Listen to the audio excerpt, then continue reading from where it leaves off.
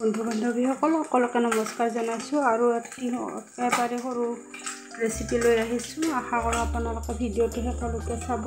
এয়া আদাৰ পাত লৈছোঁ আৰু এয়া হৈছে কেঁচা জলকীয়া অকণমান বেছি কৰি লৈছোঁ। এই 2 টুকুৰা পিঁয়াজ ইফালে আৰু এই 4টা নহৰু আৰু এয়া মোৰ কেৰাহীত ভাজি আছে মাছ।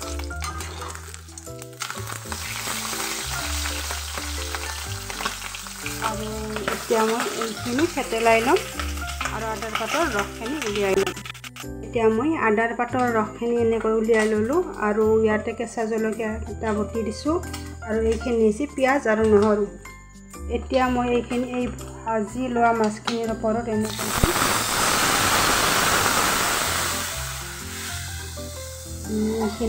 জাল দিম আৰু ইয়াতে অকণমান আওখালি ঢাকনি পাত দিম আৰু পানীখিনি। এতিয়া আঞ্জাখন উতলিব ধৰিছে।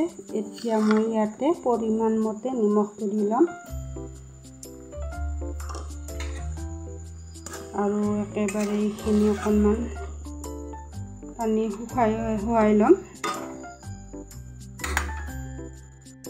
দেখিছেনে আঞ্জাখন কিনে ধুনীয়াকৈ সেউজীয়া হৈ উতলি আছে। আৰু এতিয়া দিছোঁ ইয়াত মই জলকীয়া দিছোঁ, কাটি ফালি দিছোঁ জলকীয়া। আৰু এতিয়া মই ইয়াতে ঢাকনি পাত 1 মিনিটমান ৰাখি এয়া মোৰ আঞ্জাখন হৈ গ'ল। আদাৰ পাতৰ জাল দিয়া মাছৰ আঞ্জা।